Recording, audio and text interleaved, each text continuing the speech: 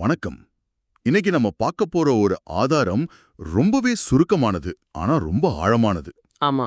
ஸ்ரீமத் சுவாமி சித்பவானந்தர் எழுதின தினசரி தியானம் புத்தகத்திலிருந்து நவம்பர் 25ஆம் தேதிக்கான ஒரு சின்ன குறிப்பு. தலைப்பு சிவபூஜை. இது மேலோட்டமா பார்க்கறப்போ ரொம்ப எளிமையா தெரியலாம், ஆனா இது வழிபாடுங்கிற வார்த்தையோட அர்த்தத்தையே ஒரு நிமிஷம் நிறுத்தி யோசிக்க வைக்குது. கரெக்ட். பொதுவா பூஜைனாலே நமக்கு கோவில், மந்திரங்கள், சடங்குகள்னு தான் ஞாபகம் வரும். ஆமா ஒரு குறிப்பிட்ட நேரத்துல ஒரு குறிப்பிட்ட இடத்துல செய்யற ஒரு செயல். ஆமா ஆனா இந்த தியானம் அந்த எல்லையெல்லாம் உடைச்சு பூஜைய நம்ம வாழ்க்கையோட ஒவ்வொரு நொடியோடையும் இணைக்க பாக்குது. அதுதான் இதுல இருக்கிற முக்கியமான விஷயம். சரிதான். அப்போ நம்ம நோக்கம் இந்த சின்ன தியானம் எப்படி பூஜைய ஒரு சடங்கிலிருந்து ஒரு தொடர்ச்சியான மனநிலையா மாத்துதுன்னு புரிஞ்சுக்கிறது தான். வழக்கமான பூஜை முறைகள்ல இருந்து இது ரொம்பவே வித்தியாசமா தெரியுது. நிச்சயமா. எண்ணிலடங்கா உயிர்களையே சிவனாக பார்ப்பதுங்கிறது ஒரு பெரிய கண்ணோட்ட மாற்றம் இல்லையா? இது கேட்க நல்லா இருந்தாலும் நடைமுறைக்கு சாத்தியமா? வாங்க இத கொஞ்சம் ஆழமா அலசி பார்ப்போம். கண்டிப்பா. இதுல சுவாரஸ்யமான விஷயம் என்னன்னா, இது ஆன்மீகத்தை ஒரு தனிப்பட்ட செயலாக பார்க்காம நம்மளோட ஒவ்வொரு உறவோடையும் ஒவ்வொரு உரையாடலோடையும் கலந்த ஒரு வாழ்க்கை முறையா மாத்த முயற்சி செய்யுது. அதுதான் இந்த தியானத்தோட மையப்புள்ளி. அப்போ முதல் வரியிலிருந்தே ஆரம்பிக்கலாம். அதுவே ஒரு பெரிய தத்துவத்தை உள்ள அடக்கி வச்சிருக்கு. சிவபெருமானே எண்ணிறந்த ஜீவக்கோடிகளாக வடிவெடுத்து இலங்குகிறார். இதை எப்படி எடுத்துக்கிறது? இது ஒரு கவிதைக்கான உருவகமா? இல்ல நம்ம பாக்குற பூனை, நாய், பக்கத்து வீட்டுக்காரர்னு எல்லாருமே நிஜமாவே சிவன்தான் அர்த்தமா? இது வெறும் உருவகம் இல்ல. இது ஒரு ஆழமான தத்துவார்த்த நிலைப்பாடு. குறிப்பா அத்வைத சிந்தனையில இதுக்கு மிக முக்கியமான இடம் இருக்கு. நாம கடவுள் தூணிலும் இருப்பார், துரும்பிலும் இருப்பார்னு சொல்லுவோம். அதுக்கு சர்வவியாபின்னு பேரு. அதாவது எல்லா இடத்திலையும் பரவி இருக்கிறார். ஆனா இந்த வரி அதுக்கும் ஒரு படி மேல போகுது. எப்படி? அவர் எல்லா இடத்திலையும் இருக்கிறது மட்டும் இல்ல, அவரே எல்லாமாகவும் இருக்கிறார்னு சொல்லுது. இதுக்கு சர்வபூதாந்தர்யாமின்னு சொல்லுவாங்க. ஓ, அப்போ இதுல ஒரு சின்ன வித்தியாசம் இருக்கு. அதாவது ஒவ்வொரு உயிருக்குள்ளேயும் கடவுளோட ஒரு சின்ன அம்சம், ஒரு பகுதி இருக்குன்னு சொல்றதுக்கும், ஒவ்வொரு உயிருமே கடவுளோட முழுமையான வெளிப்பாடுன்னு சொல்றதுக்கும் பெரிய வித்தியாசம் இருக்கு இல்லையா? மிகப்பெரிய வித்தியாசம். சில தத்துவங்கள்ல கடவுள் வேற, நாம வேற, இந்த உலகம் வேறன்னு ஒரு தெளிவான பிரிவு இருக்கும். அதுல பக்தி மூலமா நாம கடவுளை அடையலாம். ஆமா, அதுதான் நாம பொதுவா கேள்விப்படுறது. ஆனா இந்த அத்வைத பார்வை அந்த பிரிவினையே கேள்விக்குள்ளாக்குது. நீங்க பாக்குற ஒவ்வொரு உயிருமே தெய்வீகத்தோட ஒரு பிரதிபலிப்பில்ல, அதுவே தெய்வீகத்தின் ஒரு வடிவம். அப்போ நம்மளோட வழிபாடு எப்படி இருக்கணும்? கோவில்ல இருக்கிற சிலைக்கு மட்டும் அபிஷேகம், அர்ச்சனை செஞ்சா போதுமா? இல்ல நம்ம கண்ணு முன்னாடி நடமாடுற ஒவ்வொரு உயிருக்கும் நம்ம செய்யற மரியாதையும் சேவையும் கூட ஒரு வழிபாடு தானே? நீங்க சொல்றது ஒரு விதத்துல பார்த்தா இந்த பிரபஞ்சத்தையே ஒரு பெரிய கோவிலா பாக்குற மாதிரி இருக்கு. ஆமா. அதுல இருக்கிற நாம எல்லாரும் நடமாடும் தெய்வங்கள். ஆனா இங்கதான் எனக்கு ஒரு சிக்கல் வருது. சொல்லுங்க. அடுத்த வரியில ஒவ்வொரு உயிரோடும் இணக்கம் கொள்ளும்போது அது இறைவனோடு கொள்ளும் இணக்கம்னு சொல்லப்பட்டிருக்கு. இது கேட்க ரொம்ப அழகா இருக்கு.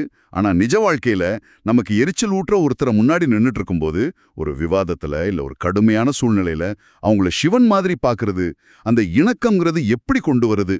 அது நடக்கிற காரியமா? இதுதான் இந்த தியானத்தோட மிக முக்கியமான, அதே சமயம் ரொம்ப சவாலான பகுதி. இது ஒரு மனப்பயிற்சி. சுவாமி சித்பவானந்தர் இதுக்கு ஒரு தர்க்க ரீதியான வழிய சொல்றாரு.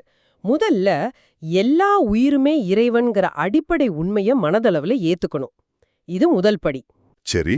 ரெண்டாவது, நாம ஒருத்தரோட பேசும்போதோ பழகும்போதோ அந்த செயல் அந்த நபரோட மட்டும் நடக்கல, அவர் ரூபத்துல இருக்கிற இறைவனோடையும் நடக்குதுன்னு நினைவுல வச்சுக்கணும். ஒரு நிமிஷம், இது ஒரு விதமான ஸ்பிரிச்சுவல் பைபாசிங் மாதிரி இல்லையா? எப்படின்னு கொஞ்சம் விளக்கமா சொல்லுங்க.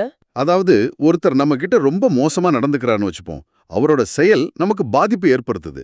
அப்போ அவருக்குள்ளேயும் சிவன் இருக்காருன்னு நினைச்சுக்கிட்டு அந்த பிரச்சனையை கண்டுக்காம விட்டுடுறதா? இது அந்த தப்பான நடத்தைக்கு நாமளே இடம் கொடுக்கற மாதிரி ஆயிடாதா? அருமையான கேள்வி.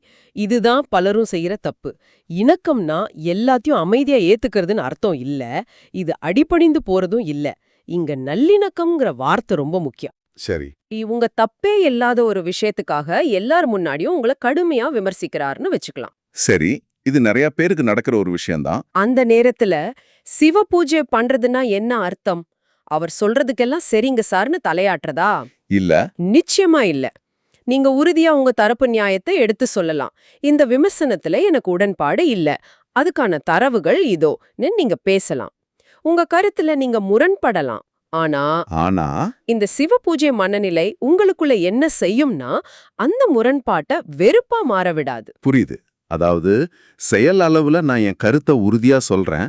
ஆனா மனதளவுல அவரை ஒரு எதிரியா பார்க்காம ஒரு தவறான கண்ணோட்டத்துல இருக்கிற சக மனுஷனா அல்லது இந்த தியானத்தின்படி இறைவனின் வடிவமா பார்க்க முயற்சி செய்றேன். அப்படிதானே? மிக சரியா சொன்னீங்க. அந்த விழிப்புணர்வு உங்களுக்குள்ள இருக்கும்போது, உங்க வார்த்தைகள்ல ஒரு நிதானம் இருக்கும். உங்க குரல்ல கோபம் இருக்கலாம், ஆனா நஞ்சு இருக்காது. நீங்க சண்டை போடலாம், ஆனா அந்த உறவை நச்சுப்படுத்த மாட்டீங்க. ஏன்னா, நான் இப்போ இறைவனோட ஒரு வடிவத்துக்கிட்ட பேசிட்டு இருக்கேங்கிற எண்ணம் உங்களுக்குள்ள ஒரு பாதுகாப்பு கவசம் மாதிரி செயல்படும். அது உங்களையும் உணர்ச்சி வசப்பட்டு தரம் தாழ்ந்து போகாம பாதுகாக்கும், அந்த உறவையும் ஒரு எல்லைக்கு மேல உடையாம பாதுகாக்கும். ஆஹா.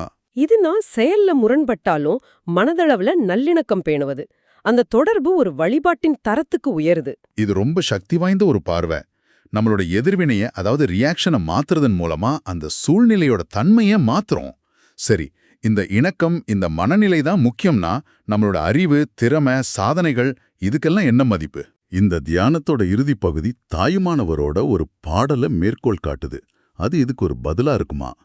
எத்தனையோ தேர்ந்தாலும் என்னால இன்பம் உண்டோ, சித்துருவே இன்பச் சிவமே பராபரமே. நிச்சயமா இது ஒரு அற்புதமான இணைப்பு. ஒரு பெரிய புதிருக்கு கடைசி துண்ட பொருத்துற மாதிரி. ஓஹோ. முதல் 2 வரிகளும் என்ன செய்யணும், எப்படி செய்யணும்னு சொல்லுது. அதாவது எல்லா உயிருக்கிட்டையும் இணக்கமா இருக்கணும். சரி, தாயுமானவரோட இந்த வரி ஏன் அப்படி இருக்கணுங்கிற கேள்விக்கு பதில் சொல்லுது. அது எப்படி? தாயுமானவர் இங்க ஒரு சுய பரிசோதனை கேள்வியே கேக்குறார். நான் பல புத்தகங்களை படிச்சிருக்கலாம், பல கலைகள்ல தேர்ந்திருக்கலாம், பெரிய பதவியில இருக்கலாம், நிறைய சொத்து சேர்த்திருக்கலாம். ஆனா இதனால மட்டுமே எனக்கு உண்மையான நிலையான சந்தோஷம், அதாவது இன்பம் கிடைச்சிடுமான்னு கேக்குறார். யோசிச்சு பாருங்க, நம்ம வாழ்க்கையில எவ்ளோ விஷயங்களை நாம அடையறதுக்காக ஓடுறோம். ஆனா அதெல்லாம் கிடைச்சதுக்கு அப்புறம் அந்த சந்தோஷம் எவ்வளவு நாள் நிக்குது? சில நாள், சில பாசம், அப்புறம் அடுத்த இலக்கை நோக்கி ஓட ஆரம்பிச்சிடுறோம். அது ஒரு முடிவே இல்லாத ஓட்டம் மாதிரி. அதேதான். அப்போ உண்மையான இன்பம் எதுல இருக்கு? தாயுமானவர் சொல்றார், அது சித்துருவாக, அதாவது அறிவு வடிவமாகவும், இன்பச் சிவமாக, அதாவது ஆனந்த வடிவமாகவும் இருக்கிற அந்த பரம்பொருளோட இணையறதுல தான் இருக்கு. சரி. இப்போ இத நம்ம ஆரம்பத்துல பேசினதோட இணைச்சு பாருங்க. அந்த சிவபெருமானோட இணையறதுக்கு வழி என்ன? எல்லா உயிர்களோடும் நல்லிணக்கத்தோடு வாழ்றது தான் வழி. கரெக்ட். ஆக உங்க அறிவு, உங்க திறமை, உங்க பட்டம், பதவி எல்லாமே மத்த உயிர்களோட இணக்கமா வாழ்றதுக்கு உங்களுக்கு உதவலன்னா அதனால எந்த பயனும் இல்லைன்னு தாயுமானவர் சொல்ற மாதிரி இருக்கு. அட, இது ஒரு முழுமையான சுழற்சி மாதிரி வருது. ஞானத்தோட உண்மையான பயன்பாடே மற்றவங்களோட நல்லிணக்கத்தோட வாழ்றது தான்.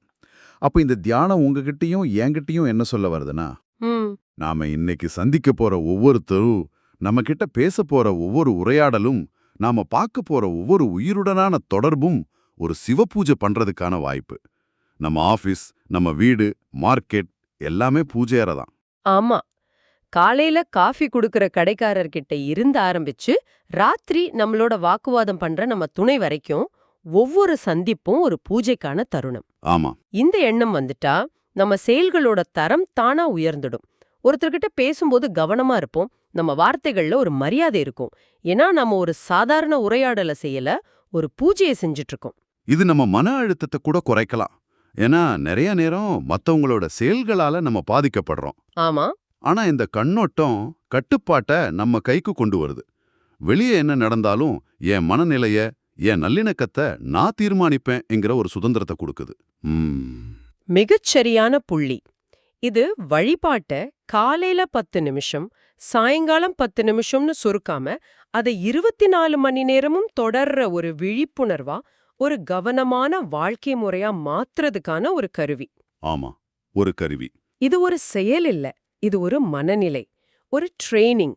ஒவ்வொரு நாளும் ஒவ்வொரு சந்திப்பிலும் நாம இந்த மனநிலைய பயிற்சி செய்யணும். அப்போ இந்த ஆழமான அலசல்ல இருந்து நாம எடுத்துக்க வேண்டிய முக்கியமான விஷயம் இதுதான்.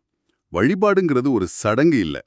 அது நம்மள சுத்தி இருக்கிற எல்லா உயிர்கள்லயும் இருக்கிற தெய்வீகத்தை உணர்ந்து அவங்களோட நல்லிணக்கத்தோட வாழ்ற ஒரு வாழ்க்கை முறை.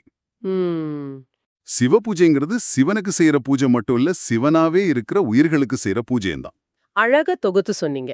ஆனா இந்த தியானம் உங்களை ஒரு ஆழமான கேள்வியோட விட்டுட்டு போகுது. அது என்ன? ஒவ்வொரு உயிரோடும் இணக்கம் கொள்வதுதான் இறைவனோடு இணக்கம் கொள்வதுன்னு இந்த மூலம் சொல்லுது.